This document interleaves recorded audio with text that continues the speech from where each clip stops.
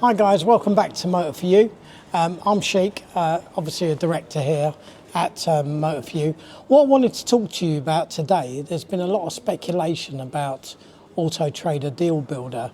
Now, a lot of people have been saying things on YouTube, a lot of people have been saying things to me directly. Been in this business over 20 years. So I had a good friend of mine come down from AutoTrader today. He's been my rep for over 15 years. I wanted to get the truth from him and find out what is the actual coup going on with it. What are we responsible for? What are they charging us? What are the reservation times? And everything that's to do with Deal Builder. So I bashed it out of him and I wanted to get it over to everyone as to what is AutoTrader's new Deal Builder system that is compulsory and mandatory for us all to do. So what I'm going to do today is highlight the facts that I've been told by AutoTrader of what it exactly is. There is a caveat to it. There's a new system coming out on the 17th of November, which is called Buying Signals by AutoTrader. And I'll give you the main points on that at the end of the video. So it's well worth hanging on till the end and listening to them, because I think it will be a very interesting addition to what we currently pay for. So let's get stuck into it and we'll find out the truths behind it. So I asked him various questions and dug down deep for some honest answers. I will be referring to my sheets because there was quite a lot involved. I asked him what is the process around Deal Builder first and foremost. So the process is they see a vehicle, they say reserve it with AutoTrader Deal Builder, they click on it and they have to fill in their name and certain details. Not always a phone number, because it does cater for people who can't use a phone, like deaf people and other people like that. So it does cater for things like that, so you can just leave an email. I don't know why you don't have to leave a phone number, but I suppose that's probably the reasons behind it. It will then ask you if you'd like to upload a part exchange. When you upload your part exchange, there'll be a condition report. So it will ask you various questions like, is there damage? Is there damage on the wheels? They'll ask you if there's outstanding finance on the vehicle. Now, if there's outstanding finance, it will also ask you for a settlement figure, which they'll give that to you. They'll also then value it the way they would value a vehicle, either through portal, like we do it as traders, or for a consumer going online onto AutoTrader and asking them, what is my car worth, and it will give them that AutoTrader valuation. It also does stipulate on the AutoTrader part exchange valuation, it does not guarantee that valuation, and that the dealer will appraise it in his own way or her way. So that's a stipulation I asked him about. Now, coming on to finance, it does ask you, do you require finance? If you do require finance, it will go for a full proposal with you. It will show you examples of your monthly payments with your PCP or HP. Now, the finance figures are the proposal is never sent to Zuto at all. It's a specific question we asked him, because being a supermarket and surviving on add-ons and finance like we do, like many do, it's really important to us that we knew that the finance side of it was not given over to Zuto. The only time it is given over to an outside finance company is when you're not FCA registered. Now, I asked him, how does AutoTrader know we're not FCA registered? It's covered by their data conveyancing team, who check that the dealer is FCA registered or not. And he's told me for fact that at no time does the finance get a sniff at Zuto. Then when the lead comes through to us, if we have, or yourselves have, a finance provider attached to AutoTrader, it will be sent through to your finance provider, or it will come through as a lead to us with the prop fully filled in on the AutoTrader Deal Builder lead. So that's one section of it. Then moving on to the click and collect or delivery section of it, they said you can personally go in and tailor make that for yourself. So the dealer part of it with the delivery section, you can either do free to a certain amount of miles, or you can remove it completely, say I don't do deliveries, just click and collect, or you can do £1.50, £2.50 a mile. Then the final stage is the £99 deposit. It's a pre-authorised deposit, so it ring fences it against the consumer's bank account, but it's never taken. You can send through the lead through the deal builder without the £99. We've had a few leads through without the £99 reservation on certain vehicles. And you can obviously, once it's cancelled or complete, it goes straight back to them. So although it's ring fenced, they can't use it, but it's set aside, it's not taken from their account in that respect. I did also ask them certain questions like, how many days are the cars reserved for from AutoTrader? It's not 21 days, it's 48 hours. And it can be cancelled at any time from our end or the consumer's end. They can reserve multiple vehicles, but they can't reserve the same car twice. So basically what that means is they can reserve it, it's held for 48 hours, and it's told to the customer that it's held for 48 hours.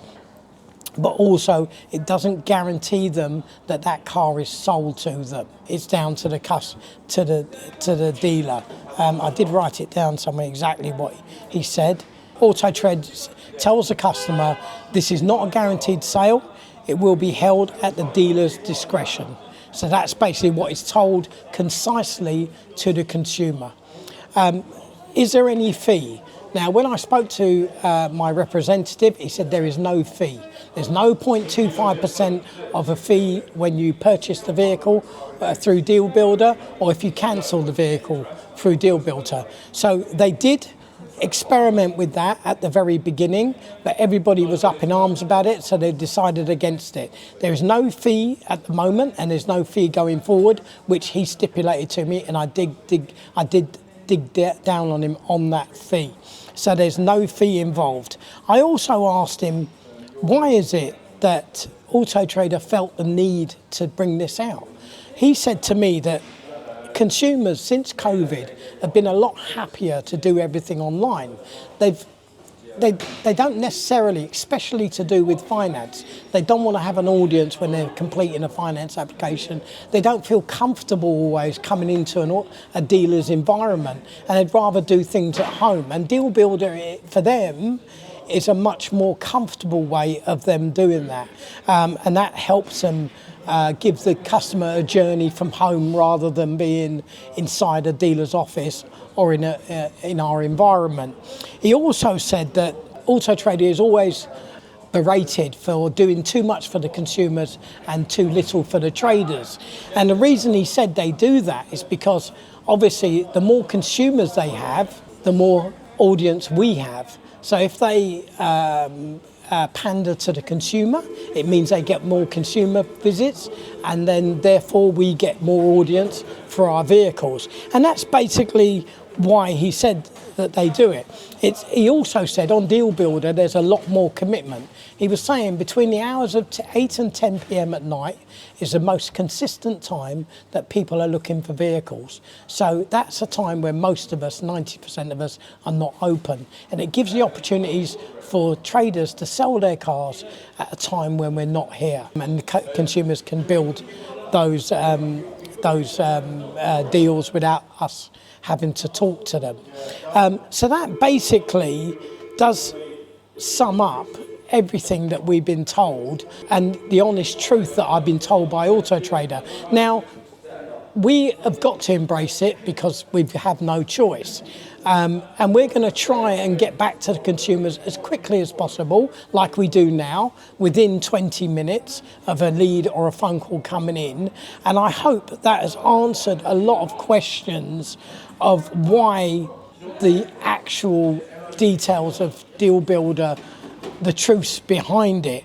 I did ask him as well also while he was here, what does he think will happen with a lot of traders out there? He said that a lot of traders, and blaming us as usual, we need to step up our jobs on adverts, pictures and videos. And I said that yes, when it's busy, we don't normally, we especially don't look at how we present so much and how we video and everything else and our details of our adverts. We're not great at it because we sell so many cars on price. But now is the time where it's a little bit quiet to step those details up, and the more information we get over to the consumer, the better the pictures, the better the videos, the more deal building we will get. I know it's pandering to Auto Trader, but I think that we need to do that anyway as a company. So at least we know now that 1, there's no fees, 2, it's held for 48 hours no longer, and 3, we can cancel it at any time. I also asked him, and I'm sorry to jump to points because it's been a long meeting, that once it's removed and cancelled from Auto Trader on our side, it goes back on immediately. So if the car's reserved, we cancel off that reservation, it goes back on straight away up for sale. So that's another thing. So also what I was told by the Auto Trader rep was that 83% of the people that reserve a vehicle don't go back onto the Auto Trader platform for up to 3 days. Now, that was what I was told, and they do love to throw percentages around, like the 80% of people that love using Deal Builder, and then it changed to 50%. But read into that what you want, but I can only convey what I've been told. Now, most dealers are, when they get a reservation, are ringing the customer straight away and saying, are you looking to buy the car or would you like to test drive a car? Now, when they're saying I'd like to test drive a car, they cancel the reservation immediately. Therefore, the car goes straight back up for sale, which is a good thing. So I did ask him also, we might have an issue because our vehicles are competitively priced. We ring the customer up and they say, I've reserved that car, bought it. And if we say, no, you haven't, we're going to get a bad review. And he said, well, that will happen and there's not a lot they can do about that. But the quicker we get on to the customer and explain the reasons behind it's an Auto Trader reservation, not our reservation, and it's not our money, the better for them, the better for us. Now, for me, that still doesn't sit quite right, but I think once consumers understand it, the better for us. But where we price competitively, it might cause an issue with reviews, because we've had it before where customers reserve a car, we ring them, say, you know, it's not actually reserved, you've not actually bought it. They go, well, I have bought it. So, you know, it might cause an issue, but it's something we can't get away from at present. But hopefully they'll come out with something, or we can convey to the customers that, you know, it's not our fault. So, covering all those points, I know it's been quite long-winded, and I'm quite happy to answer any questions because I'm sure I haven't gone through everything what I should have gone through, but I have got it on a voice note, a voice memo. Auto Trader won't give me the permission to release it, although my representative hasn't said no, but he's got to ask someone for permission. What I wanted to get onto was something that Auto Trader are releasing on the 17th of November 2025 this year, in the next 10 days. And it's called Buying Signals. Basically, it's a platform within the Deal Builder that we can see certain in-depth information about what that client has been doing to get to the stage of deal building. One of them is an intent to buy.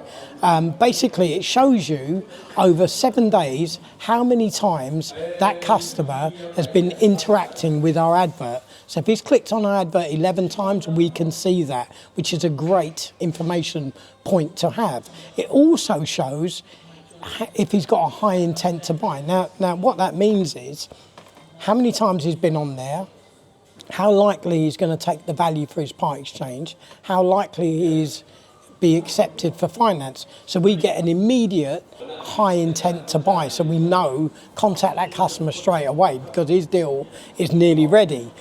Included in the high intent to buy is if he's within, or she, within a 30-mile radius of our business, and also if they've saved our car to their garage. So those 3 things will give us the signal that he's got a high intent to buy.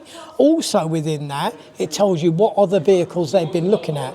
It will give you the makes, the models, the age, the colour, SUV or 4x4, the fuel types, if it's EV or petrol or diesel. So these buying signals are going to be really important, and it will marry with Deal Builder so we can see the information behind it. There was a lot more involved with it, and he did tell me a lot more about it, but they're launching it on the 17th of November 25 within the Deal Builder platform, and it will be very, very important for us to be able to see which deals are higher importance than the ones that aren't as important. But it's all moving towards us getting a better quality lead. Now, when it came out, I was a little bit, Deal Builder that is, I was a little bit nervous, a little bit thinking to myself, are we going to get finance leads? Are we going to get part exchanges? Are AutoTrader trying to manage my company, manage the way I sell? But after talking in detail to my representative, it's laid a lot of these issues to rest, and I feel confident moving forward. If we're on top of our game, we'll hopefully get a few deals in the evening. We can walk in the morning and say, yes, we've got all these deals nailed to bed, and we can move forward with it. Let's give it a go. Let's see what happens. And, if it doesn't work, it doesn't work. But I can't see any reason why it won't. Thank you for joining me. I hope it's been informative. I hope you've learned a little bit more of an insight and some truths behind what AutoTrader are doing. And as I say, I'm very open to questions. I'll answer everything I can. And thank you for watching. Come and see us.